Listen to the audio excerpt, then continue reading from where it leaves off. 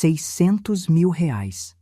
Foi o preço que a família do meu ex-marido pagou para eu desaparecer da vida dele sem fazer perguntas.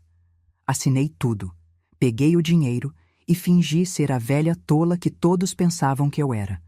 Mas no dia do casamento dele com minha própria irmã, diante de 250 convidados, entreguei um envelope que destruiu tudo. Por favor, escreva nos comentários de qual país você está assistindo a este vídeo. Adoraria saber de onde vocês são. Meu nome é Helena. Tenho 68 anos. Cabelos completamente brancos que nunca tentei tingir, rugas que contam cada ano de uma vida que não foi fácil, e mãos calejadas de quem trabalhou desde criança. Não sou rica, nunca fui. Nasci em uma família simples do interior, onde luxo era ter comida na mesa todos os dias e roupa limpa no armário. Minha irmã Beatriz, 7 anos mais nova, nasceu diferente. Não diferente de caráter no começo, mas diferente de sorte, de oportunidades, de destino. Ela sempre foi bonita. Aquele tipo de beleza que chama a atenção mesmo quando a pessoa não quer. Cabelos loiros naturais, olhos claros, corpo esguio. Enquanto eu puxei ao meu pai, baixinha, morena, comum, Beatriz puxou algum antepassado distante que ninguém conhecia. Quando ela tinha 17 anos e eu 24, nossa vida mudou completamente. Beatriz conheceu Arnaldo, um empresário de 52 anos, viúvo, dono de uma rede de concessionárias de carros importados. Ele se apaixonou por ela instantaneamente, daquele jeito obsessivo que homens mais velhos às vezes se apaixonam por mulheres jovens. Casaram-se 6 meses depois. Meus pais ficaram divididos entre a felicidade de ver a filha caçula bem casada e o desconforto de vê-la com um homem que poderia ser o pai dela.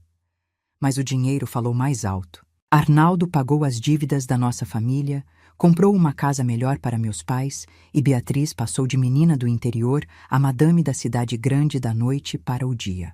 Eu continuei minha vida simples. Trabalhava como auxiliar administrativa em uma pequena empresa de contabilidade. Ganhava pouco, mas o suficiente para viver com dignidade. Aos 28 anos, conheci Roberto. Ele tinha 30, trabalhava como técnico em eletrônica. Era gentil, educado, sonhador. Não tínhamos muito, mas tínhamos um ao outro. Casamos em uma cerimônia simples, com apenas 30 convidados na igreja do bairro. Beatriz compareceu com um vestido caríssimo, que ofuscou até meu vestido de noiva. Arnaldo nem apareceu, mandou um presente caro e uma desculpa sobre compromissos de negócios. Os primeiros anos do meu casamento foram bons. Roberto era trabalhador, carinhoso, presente. Morávamos em um apartamento pequeno, mas aconchegante. Queríamos ter filhos, mas a vida não nos deu essa bênção. Tentamos durante anos. Consultas médicas, exames, tratamentos que nunca podíamos pagar completamente. Nada funcionou. Com o tempo, aceitamos que seríamos só nós dois e estava tudo bem. Nos tínhamos. Beatriz teve 3 filhos com Arnaldo. 2 meninos e uma menina. Todos criados com babás, escolas particulares caríssimas, viagens internacionais. Ela postava fotos constantemente nas redes sociais, exibindo a vida perfeita que tinha construído. Eu nunca senti inveja, apenas uma pontada de tristeza às vezes, não pelo dinheiro dela, mas pelos filhos que eu nunca tive. Roberto e eu envelhecemos juntos.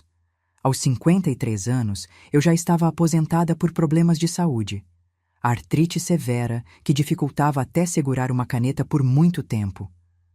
Roberto continuava trabalhando, mas os anos também pesavam sobre ele. Beatriz continuava impecável.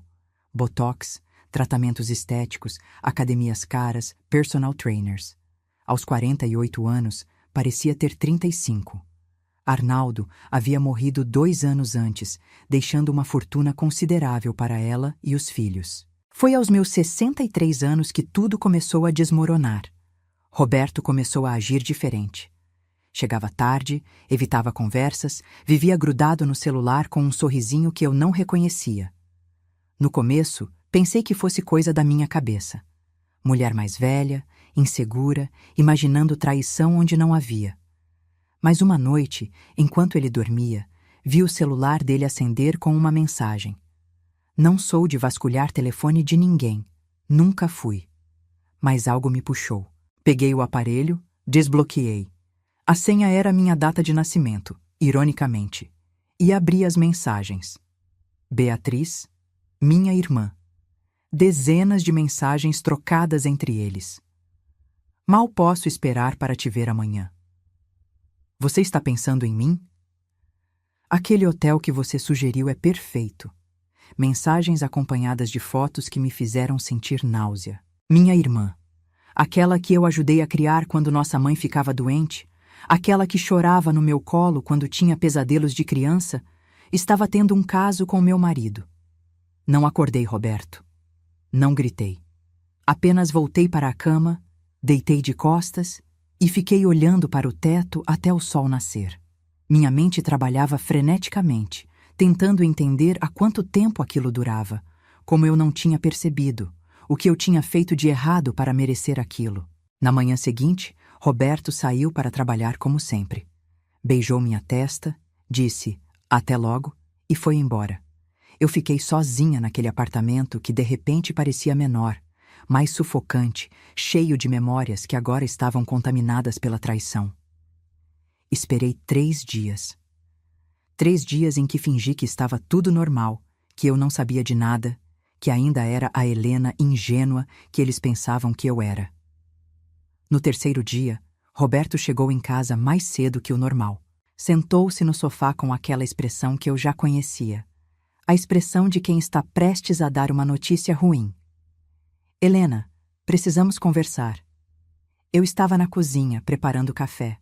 Minha mão tremia levemente enquanto segurava a xícara, mas mantive a voz firme. Sobre o quê? Ele respirou fundo. Eu não queria que fosse assim, mas não tem jeito fácil de dizer isso. Quero o divórcio. Coloquei a xícara sobre a mesa devagar, cuidadosamente, como se ela fosse a coisa mais frágil do mundo. Por quê? Minha voz saiu mais calma do que eu esperava. Porque não sou mais feliz. Porque as coisas mudaram. Porque eu mudei. Mentiras. Todas mentiras embrulhadas em clichês que homens usam quando não têm coragem de admitir a verdade. É por causa da Beatriz? Ele empalideceu. Aquele segundo de silêncio me deu todas as respostas que eu precisava. Como você sabe? Vi as mensagens há 3 dias. Roberto baixou a cabeça.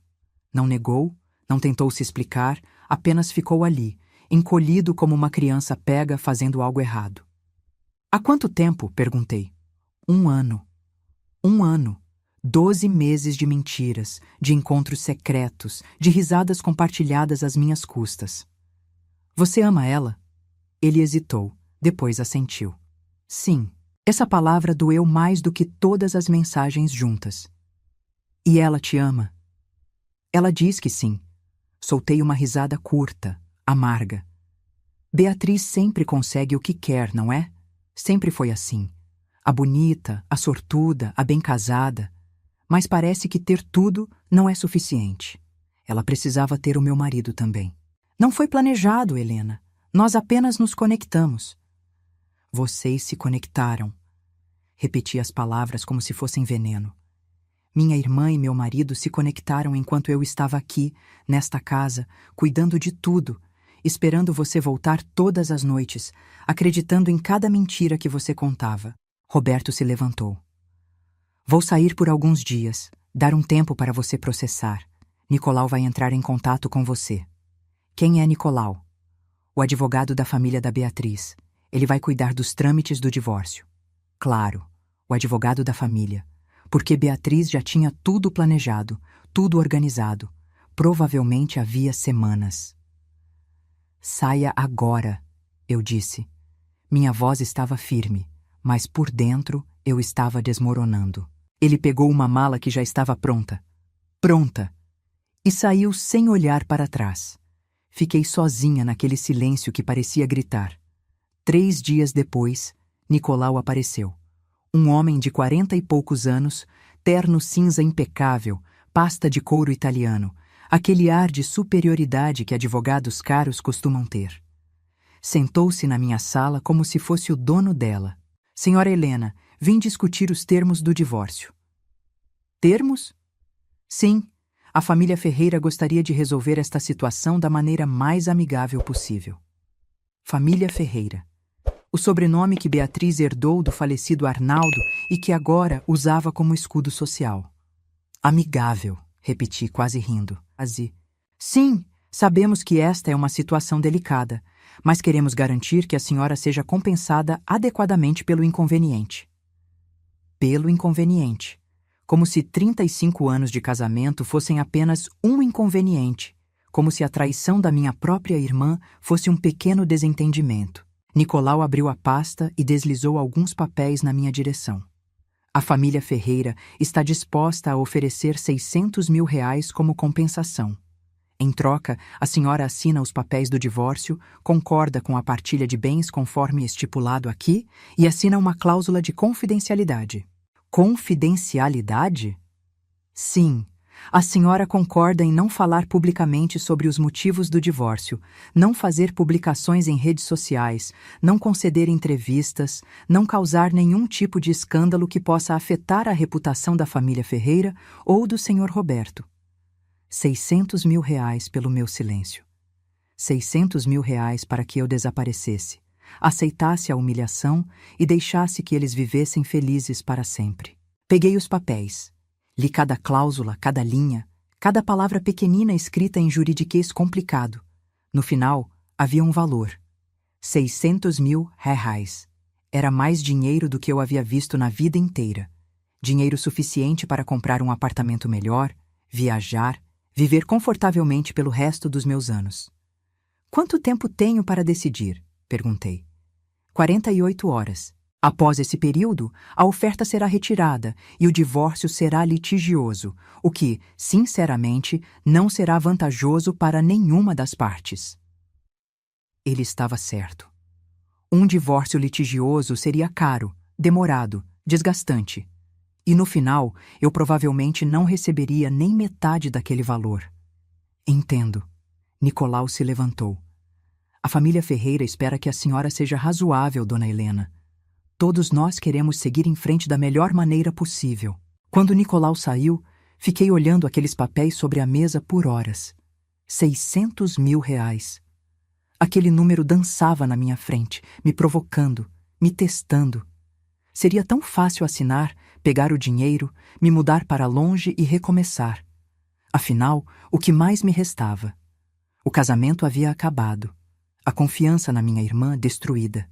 Meus pais já haviam falecido anos atrás. Eu estava sozinha. Mas algo dentro de mim se recusava a aceitar aquela humilhação em silêncio.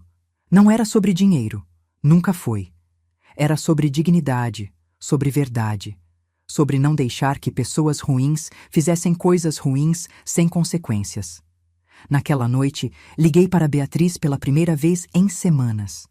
Ela atendeu no terceiro toque, com aquela voz suave e controlada que sempre usava. Helena, como você está? Como eu estava. Como se ela se importasse. Precisamos conversar. Sobre o quê? Ela fingia inocência muito bem. Sobre você e Roberto. Sobre o divórcio. Sobre os 600 mil reais que vocês estão me oferecendo para eu ficar quieta. Silêncio do outro lado da linha. Depois, um suspiro. Helena, eu sei que você está magoada, mas... Magoada? Você acha que estou apenas magoada? Minha voz tremeu. Você dormiu com meu marido por um ano inteiro. Você, minha irmã. A pessoa em quem eu mais confiava no mundo, depois dele. Eu não planejei isso. Simplesmente aconteceu. Nada simplesmente acontece, Beatriz. Vocês escolheram. Vocês se encontravam escondidos, trocavam mensagens, mentiam para mim. Isso não é algo que simplesmente acontece. Desculpa. A palavra soou vazia. Eu realmente sinto muito. Mas Roberto e eu nos apaixonamos de verdade. E eu sei que isso não torna as coisas melhores, mas é a verdade. Você já tem tudo. Dinheiro, casa, filhos, status social. Por que precisava ter meu marido também? Porque eu estava sozinha. A voz dela subiu pela primeira vez. Arnaldo morreu e me deixou com tudo, mas sem amor, sem companhia real. Os meninos cresceram, se casaram, têm suas vidas. Júlia mora em outro país. Eu estava vazia, Helena. E então Roberto apareceu e preencheu esse vazio. Roberto era meu. Eu sei. E eu sei que te magoei. Mas não podemos mudar o passado. Só podemos seguir em frente. Seguir em frente, repeti com ironia.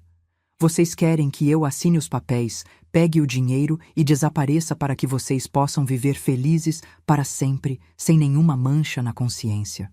Não é assim, Helena. É exatamente assim. Vocês estão comprando meu silêncio como se eu fosse apenas um problema a ser resolvido. Os 600 mil reais são para te ajudar a recomeçar, para que você tenha uma vida confortável. Eu tinha uma vida confortável, tinha um marido que eu amava, uma família que eu confiava. Vocês destruíram isso. Beatriz suspirou novamente.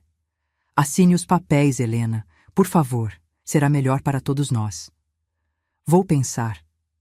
Desliguei antes que ela pudesse responder. Passei a noite em claro pensando em tudo o que eu havia perdido, em como minha vida havia desmoronado em questão de semanas, em como eu me tornei a vítima em uma história que deveria ser sobre amor e família. No dia seguinte, fiz algo que nunca imaginei fazer. Liguei para um detetive particular. Encontrei o contato na internet, um homem discreto que trabalhava com casos de infidelidade e investigações pessoais. Expliquei a situação. Preciso de informações sobre meu marido e minha irmã. Quanto tempo o caso durou, onde se encontravam, se há mais alguém envolvido. Tudo. Ele cobrou 3 mil reais adiantados. Paguei com o dinheiro que eu tinha guardado para emergências. Uma semana depois, ele voltou com um dossiê completo. Fotos de Roberto e Beatriz entrando em hotéis, restaurantes caros, até na casa dela. Registros de telefonemas, mensagens recuperadas, extratos bancários mostrando que Beatriz pagava as contas de quase todos os encontros deles. Mas o que mais me chocou foi uma informação que eu não esperava. 3 meses antes de Roberto pedir o divórcio, Beatriz havia feito uma vasectomia reversa em uma clínica particular. Roberto havia feito vasectomia anos atrás, quando decidimos que não teríamos filhos mesmo. Mas agora, aos 58 anos, ele havia revertido o procedimento. Por que ele faria isso? Perguntei ao detetive. Geralmente homens só fazem isso quando querem ter filhos com uma nova parceira, ele respondeu. Filhos. Beatriz queria ter filhos com Roberto. Aos 48 anos, mesmo tendo já 3 filhos adultos, ela queria recomeçar, ter bebês com meu ex-marido, criar uma nova família enquanto eu apodrecia sozinha em algum canto com meus 600 mil reais de dinheiro sujo. Naquela noite, tomei minha decisão. Peguei a caneta e assinei todos os papéis. Cada página, cada cláusula, cada renúncia. Liguei para Nicolau e informei que estava tudo pronto. Ele veio no dia seguinte, recolheu os documentos, verificou as assinaturas e sorriu satisfeito. A senhora fez a escolha certa, dona Helena. A transferência será feita em 24 horas. E foi. No dia seguinte, 600 mil reais apareceram na minha conta bancária. Era dinheiro real, tangível meu. O preço exato da minha dignidade convertido em números digitais. Roberto se mudou completamente na semana seguinte. Veio buscar o resto de suas coisas com um caminhão de mudanças. Não houve despedida, não houve conversa final, apenas um olhar rápido e vazio quando ele passou por mim no corredor. O divórcio foi finalizado em tempo recorde. 30 dias. 3 décadas de casamento reduzidas a um processo burocrático de 1 mês. Recebi os papéis pelo correio. Estava oficialmente divorciada, oficialmente sozinha, oficialmente a mulher que vendeu seu silêncio por dinheiro. Pelo menos era isso que todos pensavam. 2 meses depois do divórcio, Beatriz postou uma foto nas redes sociais. Ela e Roberto abraçados, sorrindo, com aquela legenda açucarada. Às vezes o amor chega quando menos esperamos, feliz ao lado de quem me completa. Os comentários foram os esperados. Parabéns, que casal lindo! Desejamos toda a felicidade do mundo. Ninguém sabia que aquele amor tinha pisoteado uma irmã, destruído um casamento, sido construído sobre mentiras e traição. 3 meses depois, veio o anúncio que eu já esperava. Beatriz estava grávida. Aos 48 anos, contra todas as probabilidades médicas, ela estava esperando um bebê de Roberto. A postagem tinha centenas de curtidas. Fotos dela com a mão na barriga ainda lisa, Roberto ao lado com aquele sorriso bobo de pai de primeira viagem aos 58 anos. Milagre tardio, ela escreveu. Deus nos presenteou com uma bênção que não esperávamos. Deus! Como se Deus tivesse algo a ver com aquela bagunça. Li cada comentário.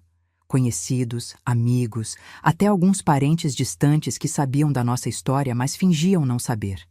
Todos parabenizando, todos celebrando, ninguém questionando o timing conveniente de tudo aquilo. E então veio o anúncio do casamento. 6 meses após o divórcio, Beatriz e Roberto marcariam a data. Um evento em um jardim exclusivo. 250 convidados confirmados, vestido de estilista, festa completa. O casamento dos sonhos dela. Recebi o convite pelo correio, um envelope grosso, papel importado, letras douradas. Beatriz Ferreira e Roberto Almeida têm o prazer de convidá-la para celebrar sua união. Celebrar sua união, a união que havia destruído a minha. Fiquei olhando aquele convite por horas, sentindo uma mistura de raiva, tristeza e algo mais, determinação. Porque eu tinha um plano. Um plano que vinha fermentando desde o dia em que assinei aqueles papéis. Peguei meu celular e liguei para Marcelo, o detetive particular que havia me ajudado antes. Preciso de mais um serviço. O que a senhora precisa? Preciso de amostras de DNA. Houve uma pausa. De quem? Do bebê da minha irmã e do meu ex-marido. E preciso que sejam coletadas discretamente, sem que ninguém saiba. Marcelo assobiou baixinho. Isso é complicado e caro. Quanto? 5.000 reais. Era uma quantia considerável, mas eu tinha 600 mil na conta. Faça. A senhora tem certeza disso? Absoluta. Marcelo trabalhou durante semanas. Ele era discreto e eficiente, exatamente o tipo de profissional que eu precisava. Conseguiu uma amostra de DNA de Roberto através de um copo que ele usou em um restaurante. Simples, básico, mas eficaz. O problema era o bebê. Beatriz ainda estava grávida e não havia como conseguir uma amostra direta sem que ela soubesse. Podemos fazer um teste de paternidade pré-natal, sugeriu Marcelo. Através de sangue da mãe é possível extrair DNA fetal, mas precisamos de uma amostra de sangue dela, e isso vai ser muito mais difícil. Como conseguimos isso? Ela fez exames de rotina recentemente? Deve ter feito. Mulheres grávidas fazem exames constantemente. Marcelo pensou por um momento. Se conseguirmos acesso aos registros médicos dela, podemos saber em qual laboratório ela fez os últimos exames, e se tivermos sorte, eles ainda têm amostras armazenadas. E como acessamos os registros médicos? Ele me olhou com aquela expressão que dizia claramente que eu não queria saber dos detalhes. Deixe comigo. Vai custar mais. Quanto mais? 10.000. 15.000 reais no total. Era muito dinheiro, mas eu não estava fazendo aquilo por economia. Pode ir em frente. 2 semanas depois, Marcelo voltou com as amostras. Consegui. Sangue da sua irmã, coletado 3 semanas atrás em um laboratório particular. Eles ainda tinham guardado para caso ela precisasse de novos exames. Como você conseguiu? Contatos, dinheiro, pessoas que fazem vista grossa por alguns trocados. Não perguntei mais nada. Não queria saber. O importante era que eu tinha o que precisava. E agora? Agora levamos tudo para um laboratório especializado que faz testes de paternidade pré-natal. Vai demorar uns 10 dias para sair o resultado. Perfeito. Aqueles 10 dias foram torturantes. Cada manhã eu acordava pensando nos resultados. Cada noite eu ia dormir imaginando o que eles diriam. Beatriz continuava postando sua gravidez nas redes sociais. Fotos da barriga crescendo, do quartinho sendo decorado, de Roberto montando o berço. Tudo perfeito, tudo planejado, tudo uma mentira bem construída. Até que numa terça-feira de manhã, meu celular tocou. Dona Helena, os resultados chegaram, disse Marcelo. E? A senhora vai querer ver pessoalmente. Dirigi até o escritório dele mais rápido do que deveria. Ele me esperava com um envelope pardo em mãos.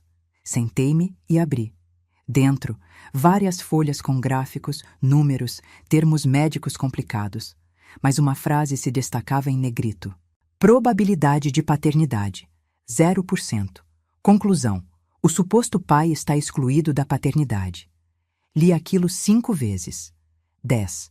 Roberto não era o pai do bebê de Beatriz. Isso significa o que exatamente? Perguntei, precisando ouvir em voz alta. Significa que o bebê que sua irmã está esperando não é do seu ex-marido. Ela está grávida de outro homem. Encostei-me na cadeira, processando aquela informação. Beatriz estava grávida de outro homem. Não de Roberto, de outro homem.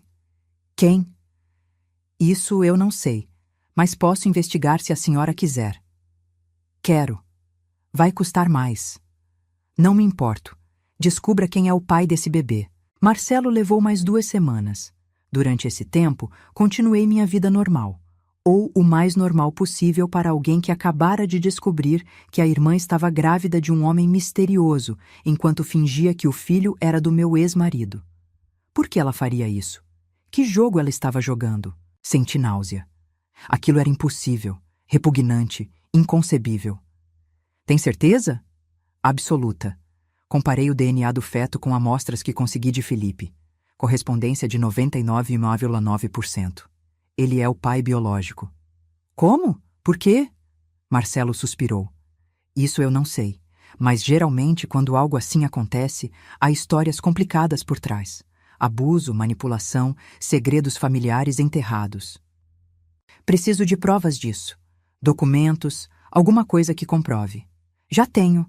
3 cópias do teste de paternidade, laudos completos, assinados e carimbados por laboratórios certificados. Tudo legalmente válido. Me dê tudo. Marcelo me entregou uma pasta grossa. Dentro tinha tudo. O teste excluindo Roberto, o teste confirmando Felipe, cronogramas, gráficos, relatórios técnicos. Prova irrefutável.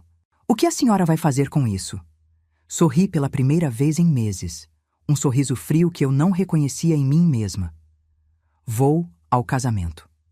O casamento estava marcado para dali a 3 meses. 3 meses durante os quais Beatriz continuou postando sua vida perfeita, seu amor perfeito, sua gravidez perfeita. Roberto também postava, orgulhoso, feliz, pai de primeira viagem aos 58 anos. Fiz questão de responder ao convite, confirmando presença. Sabia que Beatriz ficaria surpresa, talvez até desconfortável, mas ela não podia me negar entrada sem levantar suspeitas. Afinal, éramos irmãs. E eu havia sido civilizada, tinha assinado os papéis, aceitado o dinheiro, desaparecido como combinado. 1 semana antes do casamento, Beatriz me ligou. Helena, você confirmou presença? Confirmei. Por quê? Por que não? Somos irmãs. E você disse que queria que seguíssemos em frente, certo? Essa é minha maneira de mostrar que superei. Ela hesitou. Você tem certeza de que não vai ser difícil para você ver Roberto e eu juntos? Tenho certeza absoluta. Não era mentira. Não seria difícil. Seria glorioso. Então está bem. Fico feliz que você venha. Vai significar muito para mim. Para ela. Tudo sempre foi sobre ela. Os dias foram passando. Comprei um vestido simples, mas elegante, azul marinho, discreto. Não queria chamar atenção, não ainda. Separei os documentos em um envelope grosso e lacrado. Ensaiei mentalmente o que diria, como faria, o timing perfeito. O dia chegou. O dia amanheceu claro e bonito, como se o universo estivesse zombando da situação. Céu azul, temperatura agradável, uma brisa suave. Acordei cedo, tomei banho, me arrumei com calma. Olhei meu reflexo no espelho. Uma mulher de 68 anos, cabelos brancos, rugas fundas, mãos trêmulas de artrite. Mas os olhos brilhavam com uma determinação que eu não sentia há anos. Hoje era o dia. Hoje a verdade viria à tona. Cheguei ao local da cerimônia às 5 da tarde. Um jardim luxuoso na zona sul da cidade, com fontes de mármore, roseiras perfeitamente aparadas e um arco imenso coberto de flores brancas onde aconteceria a cerimônia. Os convidados já começavam a chegar. mulheres com vestidos caros, homens de terno, joias brilhando ao sol. Reconheci alguns rostos, parentes distantes, amigos de Beatriz, colegas de Roberto. Sentei-me em uma das últimas fileiras, um lugar discreto, de onde eu podia ver tudo sem ser muito notada. Algumas pessoas me olharam com curiosidade, outras com desconforto. A ex-esposa no casamento do ex-marido com a irmã dela. Que situação constrangedora deviam estar pensando. Deixei que pensassem o que quisessem. Às 5h30, a música começou. Um quarteto de cordas tocando algo clássico que eu não reconheci. Os convidados se levantaram. Roberto apareceu primeiro, caminhando até o arco. Terno preto impecável, gravata de seda, cabelos grisalhos penteados para trás. Ele parecia mais velho do que eu lembrava, mas talvez fosse só minha percepção. Depois vieram os padrinhos, os pais de Roberto, alguns amigos próximos. E então, Beatriz apareceu. Ela estava deslumbrante. Vestido branco de renda francesa, corte império para acomodar a barriga de 6 meses, cabelos louros soltos em ondas suaves, maquiagem perfeita. Caminhava devagar, sorrindo, uma mão sobre a barriga, a outra segurando um buquê de rosas brancas. Os convidados murmuravam em admiração. Que linda! Parece uma princesa. A barriga nem aparece muito. Beatriz caminhou até Roberto. Eles se olharam com aquele olhar que casais apaixonados trocam, cheio de promessas e expectativas. O celebrante começou. Queridos amigos e familiares, estamos reunidos aqui hoje para celebrar a união de Beatriz e Roberto. As palavras soavam vazias para mim. Amor, compromisso, fidelidade, conceitos que haviam sido pisoteados meses atrás. Esperei. O celebrante continuou com os rituais tradicionais. Leituras, uma cantora lírica interpretando uma música romântica, votos preparados. Roberto falou primeiro.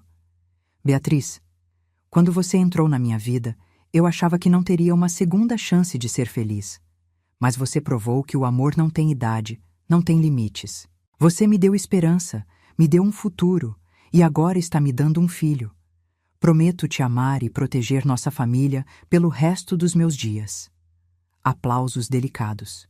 Algumas pessoas enxugando lágrimas. Então foi a vez de Beatriz. Roberto, você foi meu salvador quando eu estava perdida. Você me mostrou que eu poderia recomeçar, que eu merecia ser feliz. Esse bebê é a prova do nosso amor, a bênção que selará nossa união. Prometo ser a esposa que você merece, a mãe que nosso filho precisa. Mais aplausos, mais lágrimas. Aquilo tudo era teatral demais, ensaiado demais. O celebrante sorriu. Que declarações lindas! Agora, antes de prosseguirmos com a troca das alianças, pergunto: alguém aqui presente conhece algum motivo pelo qual esta união não deva acontecer? Se sim, que fale agora ou cale-se para sempre. Silêncio total. Ninguém se mexeu. E então eu me levantei. Devagar, apoiando-me no encosto da cadeira por causa da artrite. Todas as cabeças se viraram. O celebrante franziu a testa. Beatriz empalideceu. Roberto olhou para mim com uma expressão confusa. Eu tenho algo a dizer. Minha voz saiu mais firme do que eu esperava. Quem é a senhora? Perguntou o celebrante irritado. Sou Helena, irmã da noiva e ex-esposa do noivo. Murmúrios se espalharam pelos convidados. O celebrante pareceu perdido. Senhora, este não é o momento apropriado. É exatamente o momento apropriado, interrompi, porque há informações que todos aqui presentes precisam saber antes que este casamento aconteça. Beatriz deu um passo à frente. Helena, o que você está fazendo? Estou revelando a verdade. Peguei o envelope que estava na minha bolsa. Caminhei pelo corredor central, meus passos ecoando no silêncio absoluto. Cheguei ao altar e estendi o envelope para Roberto. Leia! Ele pegou o envelope com mãos trêmulas. O que é isso? Abra e descubra. Roberto abriu, tirou as folhas, começou a ler. Sua expressão mudou de confusão para choque, depois para descrença. Isso não pode ser verdade, ele murmurou. É completamente verdade. Testes de DNA feitos por laboratórios certificados. O bebê que Beatriz está esperando não é seu, Roberto. Todas as cabeças se viraram para Beatriz. Ela estava paralisada, o buquê tremendo em suas mãos. Isso é ridículo, ela conseguiu dizer. Helena está inventando isso porque não superou nosso relacionamento. Não estou inventando nada. Os documentos estão todos aí. Teste de paternidade pré-natal comparando o DNA fetal com o seu, Roberto. Resultado: 0% de compatibilidade. Você não é o pai. Roberto continuou lendo, página após página. Quando chegou ao último documento, o que revelava quem era o verdadeiro pai, ele soltou os papéis como se estivessem queimando. Felipe? Sua voz era um sussurro horrorizado. Seu filho? Beatriz começou a chorar.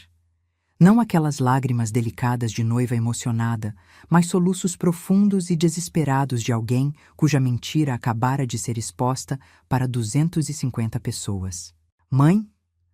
A voz veio da segunda fila. Felipe estava de pé, pálido, olhando para Beatriz com uma expressão de terror. Sua esposa, ao lado dele, segurava os 2 filhos pequenos, confusa. O que está acontecendo? Pergunte à sua mãe, eu disse. Todos os olhares se voltaram para Beatriz. Ela balançou a cabeça, negando, mas não conseguia formar palavras. Beatriz, Roberto deu um passo em direção a ela. O que você fez? Ela finalmente encontrou sua voz. Eu não queria. Foi um erro, uma vez só. Uma vez? A voz de Felipe estava histérica agora. Você está grávida! Não foi uma vez só! A esposa de Felipe começou a entender. Ela pegou os filhos pela mão e saiu correndo, chorando. Felipe foi atrás dela, gritando seu nome. O caos estava instalado. Roberto arrancou a gravata. Você me fez acreditar que eu seria pai. Você me fez reverter a vasectomia. Você destruiu o casamento da sua própria irmã para ficar comigo e o tempo todo você estava grávida do seu filho? Não foi planejado, Beatriz gritou entre soluços. Não foi assim. Então como foi? Minha voz cortou o ar. Conta para todos aqui, Beatriz. Conta como você seduziu o próprio filho. Conta como você inventou toda essa história sobre ser meu marido, o pai, para que ninguém descobrisse a verdade. Beatriz caiu de joelhos ali mesmo, no altar decorado, com o vestido branco espalhado ao redor dela como uma nuvem manchada. Ela soluçava incontrolavelmente, a maquiagem escorrendo, todo aquele verniz de perfeição rachando em tempo real. Os 250 convidados estavam paralisados, alguns com celulares nas mãos, filmando tudo. Outros simplesmente boquiabertos, sem conseguir processar o que estavam presenciando. Foi depois que Arnaldo morreu, ela finalmente disse, a voz quebrada. Eu estava tão sozinha. Felipe vinha me visitar, me consolava. Nós bebemos uma noite, só uma noite, e aconteceu. Só uma noite não resulta em gravidez planejada, eu disse friamente. Vocês continuaram. Por meses. E quando você descobriu que estava grávida, entrou em pânico. Ela não negou. Apenas continuou chorando. Então você bolou esse plano. Continuei. Aproximou-se do Roberto, seduziu ele, criou um relacionamento falso. Tudo para ter uma desculpa para a gravidez. Um pai socialmente aceitável, e quando descobriu que não conseguiria enganar um teste de DNA, o que fez? Beatriz me olhou com ódio através das lágrimas. Pensei que você tinha aceitado o dinheiro e seguido em frente. Eu aceitei o dinheiro, mas não aceitei a humilhação.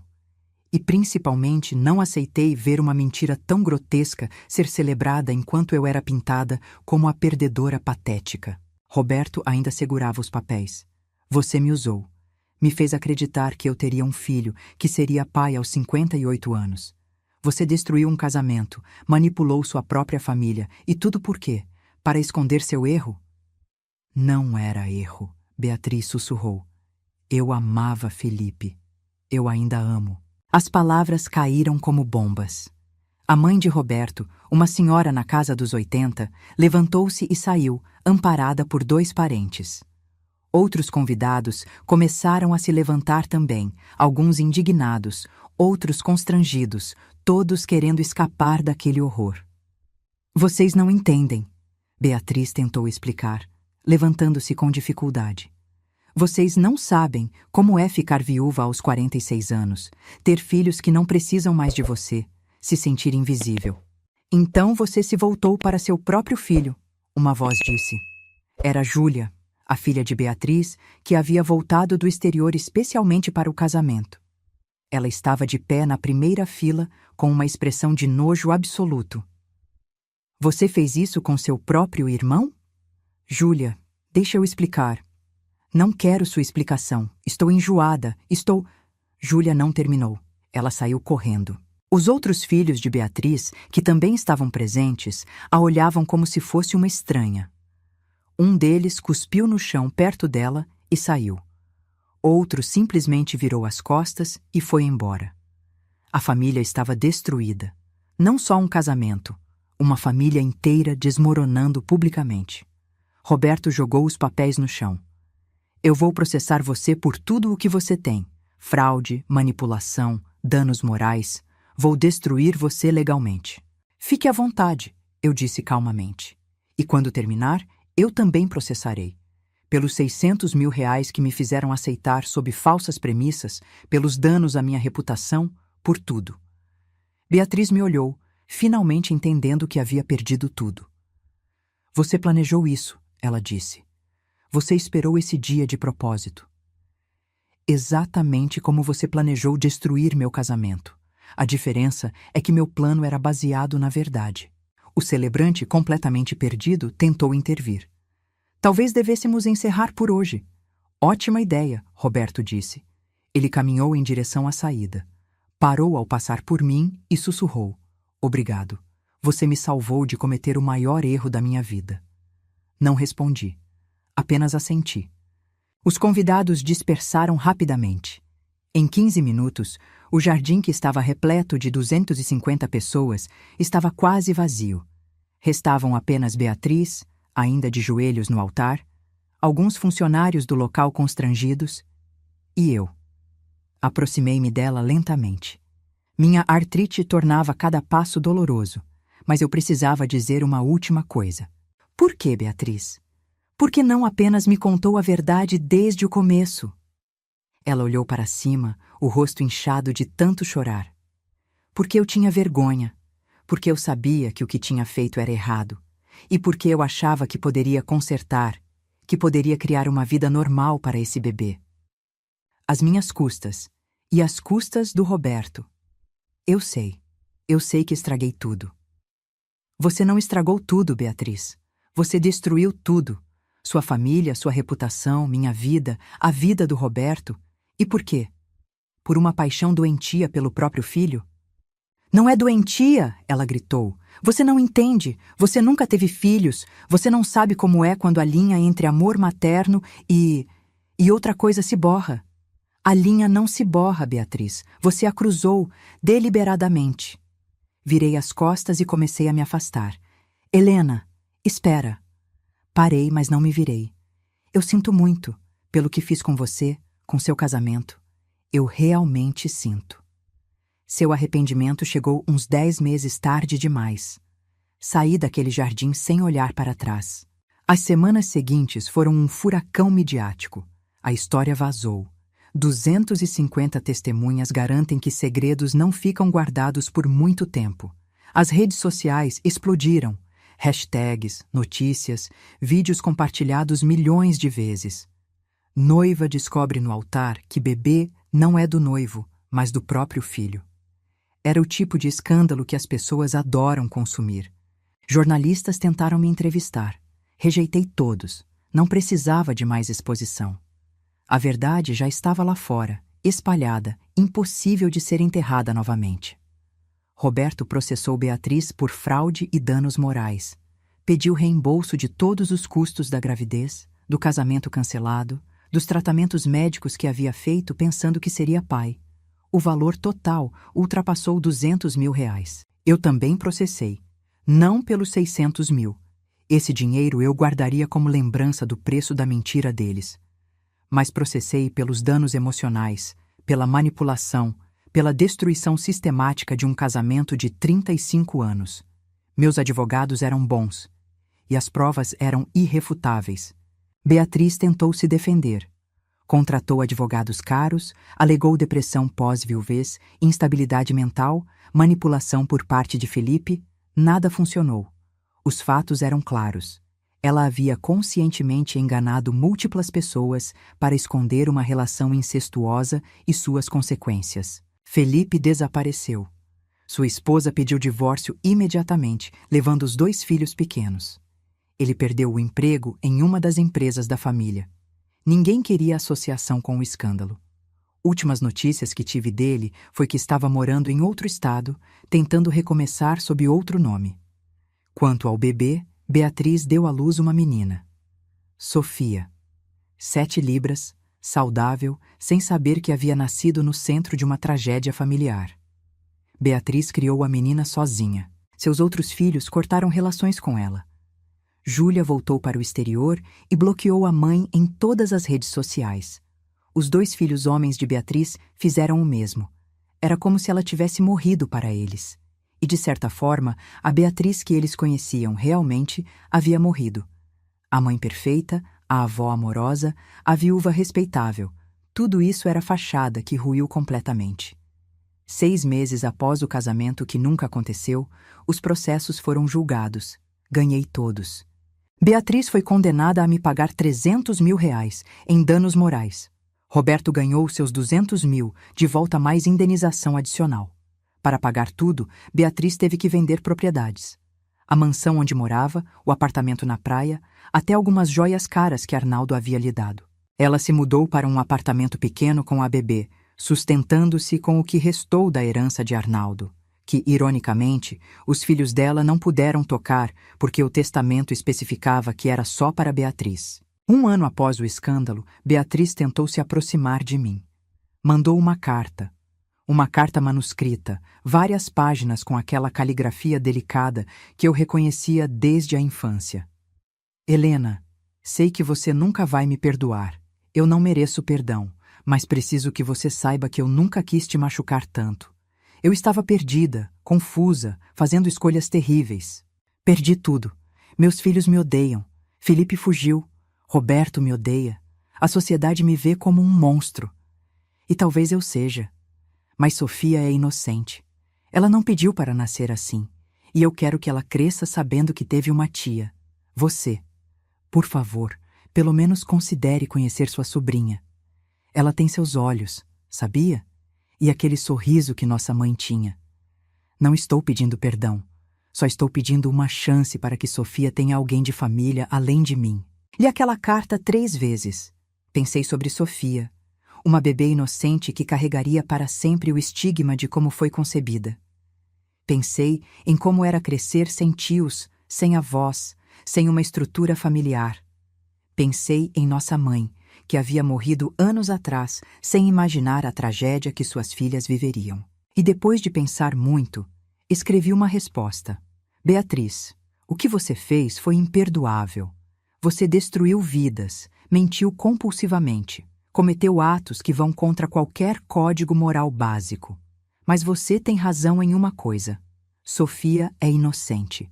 E diferente de você, eu não vou fazer uma criança pagar pelos pecados da mãe. Vou conhecê-la, não por você, mas por ela.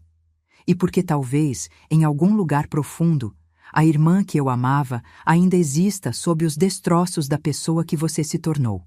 Marquei um encontro em um parque público. Território neutro. Beatriz chegou com Sofia em um carrinho simples. Nada dos equipamentos de bebê caros que ela costumava exibir nas redes sociais. Ela estava usando roupas comuns, sem maquiagem elaborada, cabelos presos em um rabo de cavalo simples.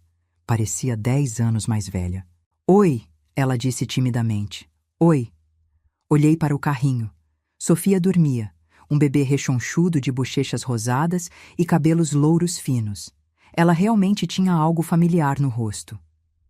Posso pegá-la? Perguntei. Claro. Beatriz a tirou cuidadosamente do carrinho e a colocou em meus braços. Sofia abriu os olhos, azuis e curiosos, e me olhou sem medo. Ela sorriu. Aquele sorriso banguela de bebê que derrete qualquer coração. E naquele momento, segurando aquela criança inocente que não tinha culpa de nada, Senti algo mudar dentro de mim. Ela é linda, eu disse. É, concordou Beatriz, a voz embargada. Ela é a única coisa boa que saiu de tudo isso. Ficamos sentadas naquele banco do parque por 1 hora. Conversamos pouco, não sobre o passado. Esse estava enterrado sob pilhas de dor.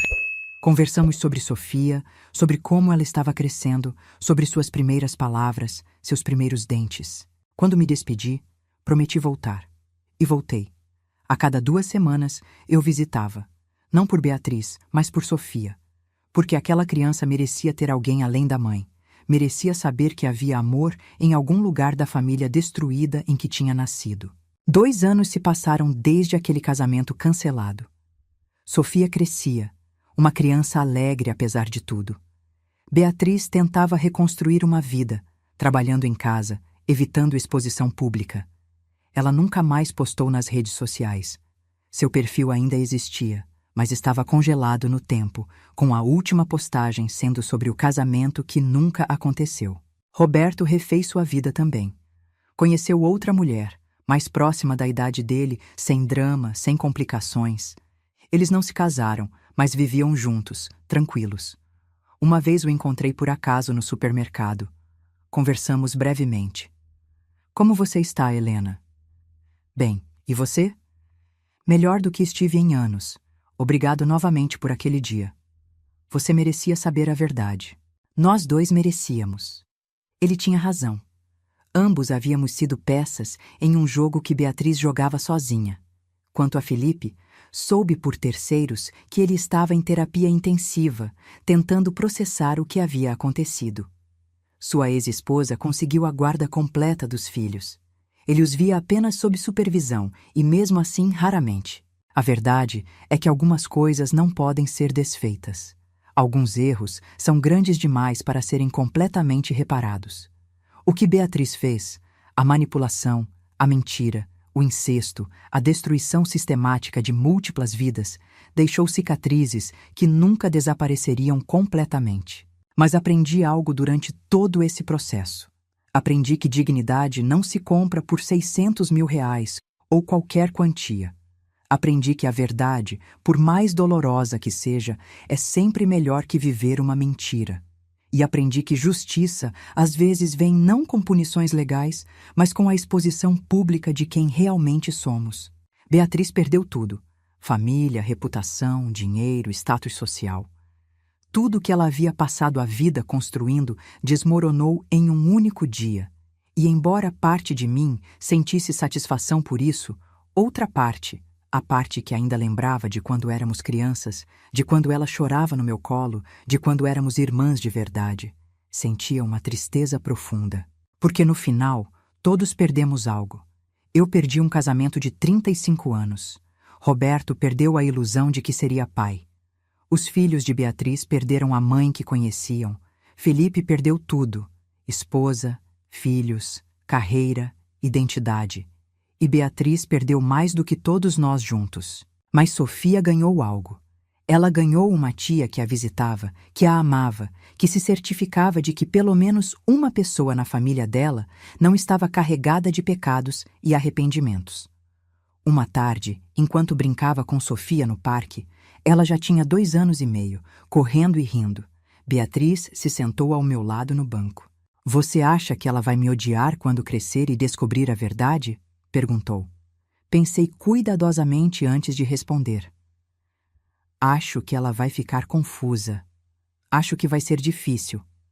Mas acho que se você for honesta com ela, se não mentir ou esconder, se criar ela com amor verdadeiro e não com manipulação, talvez ela entenda que pessoas cometem erros terríveis, mas ainda são pessoas.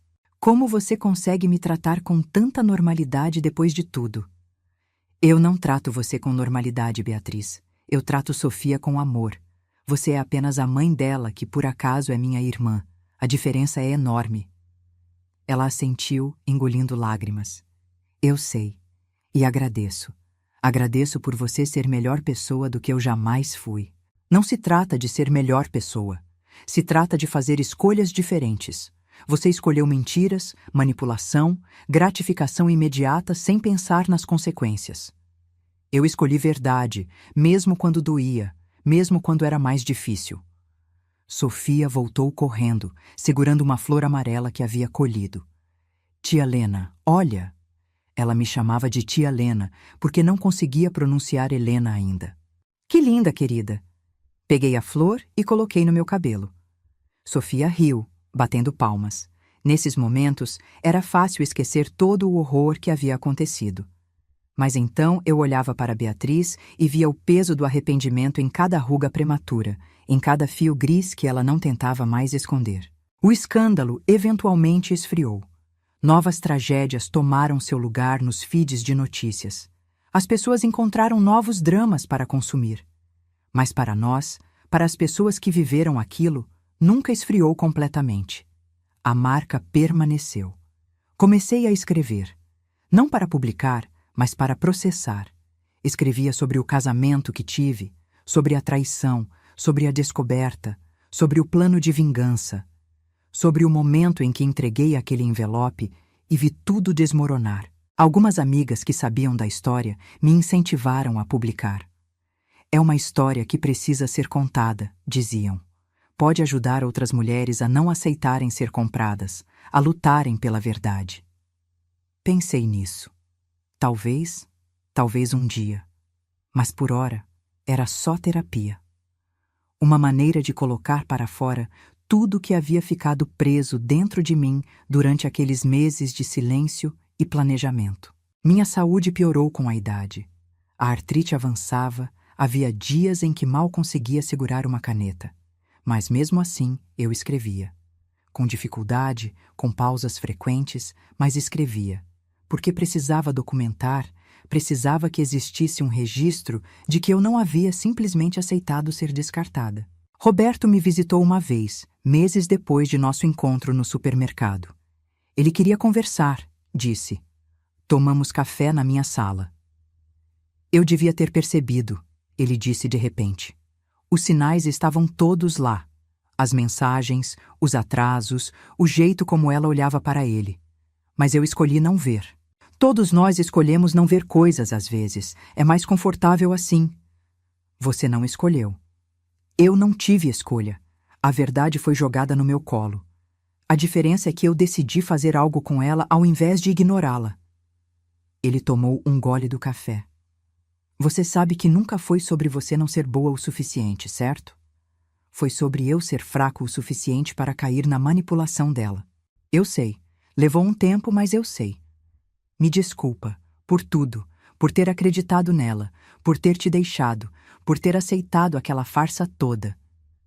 Você está desculpado, não porque você merece, mas porque eu mereço paz. Ele sorriu tristemente. Você sempre foi forte demais para mim. Não era força, era sobrevivência. Hoje, aos 70 anos, olho para trás e vejo uma vida que foi dividida em antes e depois. Antes da traição, eu era Helena, a esposa dedicada, a irmã carinhosa, a mulher que acreditava em família e lealdade acima de tudo. Depois da traição, me tornei Helena, a mulher que não aceitou ser calada, que lutou pela verdade, que expôs mentiras mesmo quando era mais fácil aceitar o dinheiro e desaparecer. Não me arrependo, nem por um segundo. Aqueles 600 mil reais que ainda tenho guardados, usei parte para comprar um apartamento melhor, investir, garantir minha velhice confortável, são um lembrete constante de que há coisas que dinheiro não compra. Dignidade, verdade, justiça. Beatriz e eu nunca voltamos a ser próximas como éramos quando crianças. Essa ponte foi queimada de forma irreparável. Mas mantemos uma relação civil por causa de Sofia. Ela merece isso. Merece ver que adultos podem coexistir mesmo após tragédias. Que respeito pode existir mesmo sem perdão completo. Sofia tem 5 anos agora. Uma criança linda, inteligente, cheia de perguntas.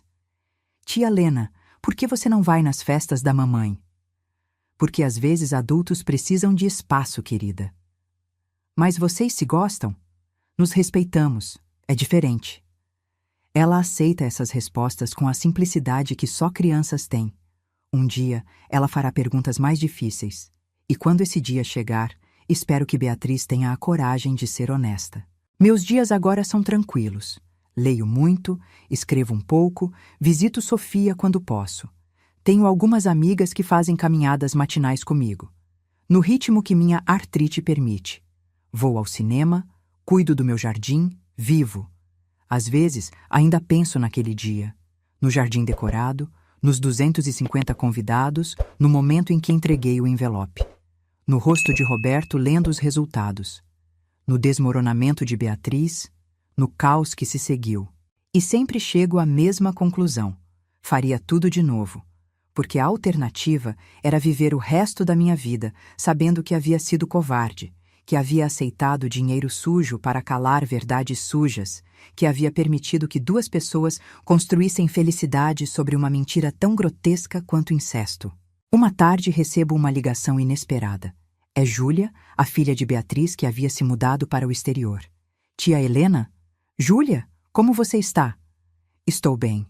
Ouvi que você tem visitado minha mãe, que conhece Sofia. É verdade. Por quê? A pergunta é direta, sem rodeios. Por que, depois de tudo que ela fez, você ainda dá atenção para ela? Não é por ela, Júlia. É por Sofia. Aquela criança não tem culpa de nada e merece ter família. Silêncio do outro lado. Depois, eu quero conhecer Sofia também. Não falei com minha mãe desde aquele dia, mas minha irmã não tem culpa. Você acha que minha mãe deixaria? Acho que ela ficaria grata. Pode marcar algo. Você estar presente tornaria mais fácil. Posso. E marco. 2 semanas depois, no mesmo parque onde costumo levar Sofia, Júlia aparece.